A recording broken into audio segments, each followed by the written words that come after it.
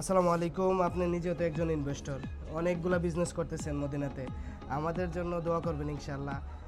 আপনাদের মদিনার friend circle সম্পর্কে কিছু বলেন যে আমাদের অফিসে কি ভিজিট করতে পারে কি না, আমরা কেমন সার্ভিস দিচ্ছি অনেকদিন যাবত।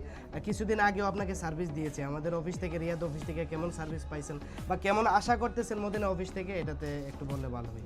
আলহামদুলিল্লাহ, সর্বপ্রথম আতিক ভাইকে জানাই অভিনন্দন নতুন প্রতিষ্ঠান উদ্বোধন করার জন্য। আমাদের মদিনা ভাইদের দ্বিতীয় ব্রাঞ্চ। সেই ভাই যেখান থেকে রিয়াদে যে অফিস ছিল সেখান থেকে ভাইরা আমার অনলাইনের মাধ্যমে পরিচিত। ভাইয়ের কাছ থেকে আমি একটা ড্রাইভিং লাইসেন্স ইন্টারন্যাশনাল করে নিছি। সেবা কথার কাজে অনেক মিল আছে, ঠিক আছে। ধন্যবাদ। আর ভাই আমাদের মদিনায় আসছে, এসে আমাদের সাথে যোগাযোগ করছে। আমার হোটেলেও ভাই ছিল 4-5 দিন। এখন আমরা হোটেল ব্যবসা করি। আমার ফ্রেন্ড সার্কেল অধিকাংশ সবাই ইনভেস্টার হওয়ার পরে অনেক খেদমত আর কি করা লাগে, অনেকেই জানে না।